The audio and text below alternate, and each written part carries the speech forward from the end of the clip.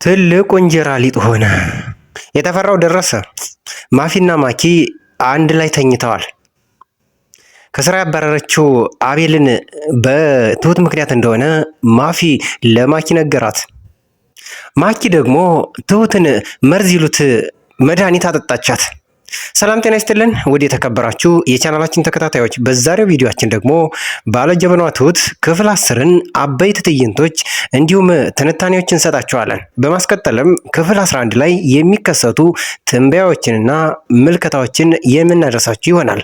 ከእናንተ ከውድ ተመልካቾቻችን የሚጠበቀው ቻናሉን ሰብስክራይብ እና ቪዲዮን ላይክ በማድረግ እስከ መጨረሻው ድረስ እንድትከታተሉን የአክብሮት ግብዣችን ነው።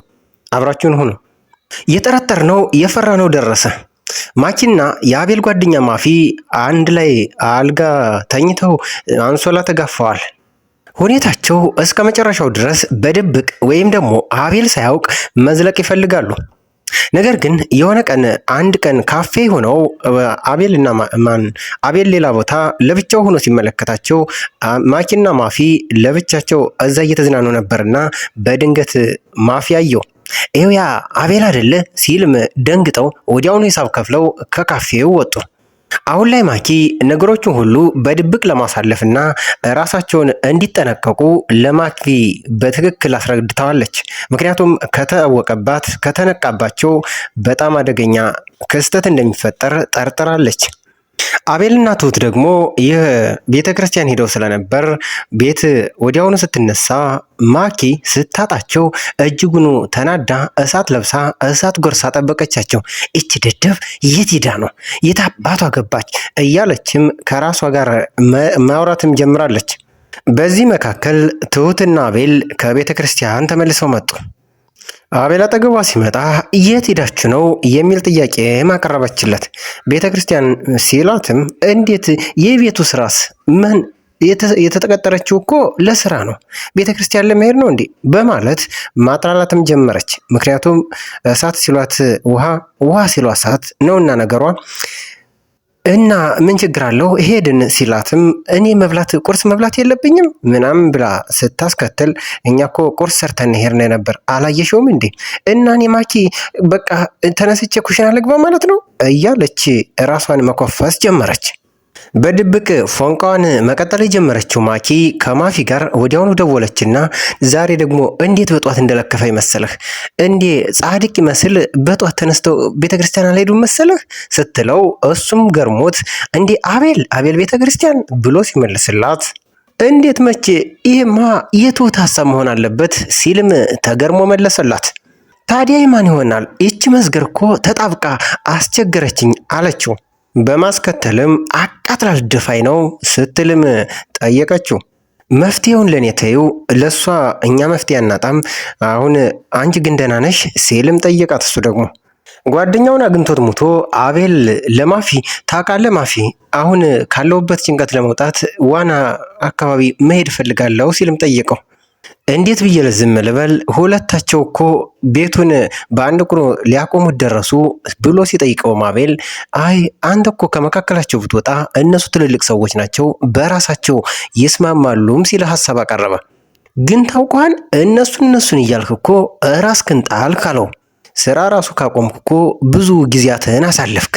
ላንተ አሁን የሚያስፈልግህ ስራ ነውና ጠዋት ወጥተህ ማታ የምትገባበት የግዴታ ስራ ያስፈልግሃል አለው። አዛይ ቅቤ አንጓች ያዘነ ይመስላል። የራሱን መንገድ እንዲሁም ደግሞ የራሱን ሁኔታዎች እያመቻቸ ነው። እኔ እንደ ጓደኛ ልምከርህ ማማራት ክንተውና በቀረበልህ ዋጋ ተቀጠር ሲልም አቀረበለት። የገበያ በሬ መስል ባወጣህ ግባ ይለዋል። ቃን እስኪያልፍ የአባቴ ባሪያ ይግዛኝ ሲባል አልሰማህም? በውስጡ ግን ስለዚህ አንተ ስራ ጀመርክ ማለት እኔ ከማኪዬ ጋር ዘና ፈታ ጥሩ ጊዜ እናሳልፋለን ማለት ነው እያለ ከራሱ ጋር ማውራትም ጀመረ። የሆነ ሰዓት ማኪና ማኪ አንድ ካፌ ጋር ተገናኝተው እያወሩና ሻይ እየጠጡ ነበር። ማፊን በማስከተል እኔ ጋር ትልቅ ጉዳይ አለ፣ አንቺ ጋር ምን ጉዳይ አለ ሲልም ጠየቃት። እሱ ጋር ያለው ጉዳይ አቤልን ስራ እንዲጀምር ወተወትኩት አሳምኘዋለሁ ማለት። በድንገት እያወሩ እያለ ስለ ጉዳዩም እየተነጋገሩ እያለ ከፊት ለፊት ሲመለከት ማፊ አቤልን ተመለከተው።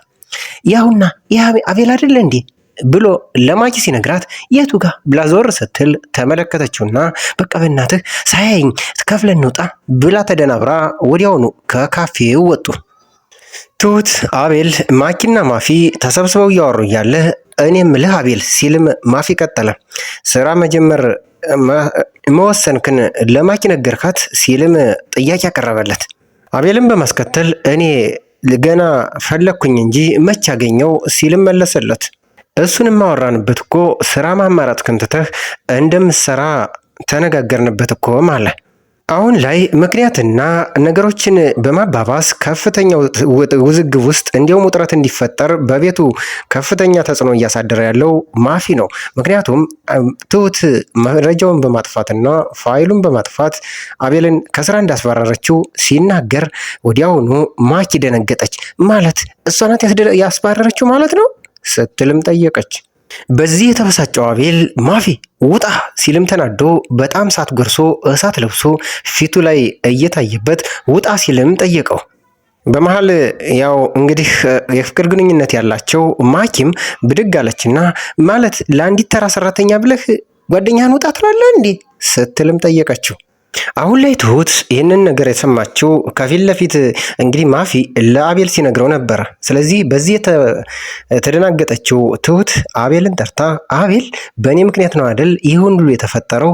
እኔ በቃ ለሁሉ ምክንያት ለሁሉ የችግር መፍትሄ ማምጣት ሲገባኝ እኔ የችግሮች መንስኤ ነኝ ማለት ነው እያለች ራሷን መውቀስ ጀምራለች። በዚህ መካከል ግን አቤል ተያይዞሽ አትጨነቂ፣ አሁን ደግሞ ስራ ሊጀምር ነው ሲል የደስታ ብስራትም ለሷ በሰራት። በአጸፋው ማፊ ግን ለማኪ ደውሎ ገና ለገና ከሰራተኛው ፍቅር ያዘኝ ብሎ እኔ ጓደኛውን እንደዚያ ያጥላለኛል እንደዛ ውጣ ሲለኛል ሲልም ሮሮ ማቅረብ ጀመረ። አሁን ላይ የራሱን ግንኙነት ለማጥበቅ ትሁትና በአቤል መካከል ያለውን ግንኙነት እንዲሁም ያሉትን ችግሮች እየነቀሰ እያወጣ ለማኪ መናገርና መዘርዘር ጀምሯል። ማፊ በማስከተልም ለማኪ እንዲሁም አቤል ከትሁት ፍቅር እንደያዘው ገለጸላት። በዚህ የተናደደችውና የተበሳጨችው ማኪ በራሷ መናደድ ሳይሆን መድኃኒት አዘጋጀችና በጁስ አርጋ ለትሁት ሰጠቻት። ትሁትም ከተሰጠችና ጠጭ ከተባለች ቀጭን ትዕዛዝ ከተሰጠች በኋላ ጠጭ ስትባል ከፍተኛ የሆነ ድንጋጤም ተሰማት። ነገር ግን እሷን እምቢ ማለት አትችልምና ወዲያውኑ ተቀብላ ትንሽ እንደጠጣች ወዲያውኑ መለሰችው። ይህ መድኃኒት ምን ያደርጋት ይሆን? እውነት ይጣላትና መድኃኒቱ ያሳምማት ይሆን ወይንስ ምን ይጠበቅ ይሆን? ውድ የተከበራችሁ የቻናላችን ተከታታዮች ምን ሊፈጠር እንደሚችል የእስኪ እናንተን ኮሜንት እዚህ ላይ ሀሳባችሁን ግለጹልን። በቀጣይ ክፍል 11 ላይ የሚከሰቱ አበይት ትዕይንቶች ደግሞ በተለይ የማፊና የማኪ ጉዳይ እጅጉኑ በጣም እየተቀራረቡ ሲመጣ በግልጽ አቤል የሚያውቅ ይሆናል። ማፊም በተለይ የሚያደርጋቸው ድርጊቶች ማኪንና አቤልን የማራራቅ ጉዳይ ወይም ደግሞ የማራራቅን ስራ ተክኖበታል፣ እንዲሁም ቀጥሎበታል። በተለይ ደግሞ የማኪና የማፊ ግንኙነት በዚህ ከቀጠለ ከባድ ሰቆቃ ወይም ደግሞ የአቤልና የማኪን ጉዳይ በእጅጉ ግንኙነታቸውን እያሰፋውና እንዲሁም እያራራቃቸው ይሄዳል። በተቃራኒው ደግሞ የአቤልና የትሁት ግንኙነት በእጅጉ እየጠነከረ እየተሳሰረም ይሄዳል። ታዲያ እናንተ ጉድ ተመልካቾቻችን ምን ትገምታላችሁ? ምንስ ሀሳብ አላችሁ? የእናንተን ሀሳብ እዚህ ጋር እየገለጻችሁ እየጻፋችሁ ቪዲዮውን ላይክ በማድረግ እንዲሁም ኮሜንት በማድረግ ክፍል 11 ይለቀቅ በማለት ኮሜንታችሁን እየገለጻችሁ እስከ መጨረሻው ድረስ አብራችሁን ስለተከታተላችሁን ከልብ እያመሰገን በቀጣይ ቪዲዮ በቀጣይ ክፍል 11 ላይ እስከምንገናኝ ድረስ ቸርን ሰንብት። በያላችሁበት ሰናይ ጊዜ ሰናይ ቆይታ ተመኘንላችሁ። ባይ ባይ።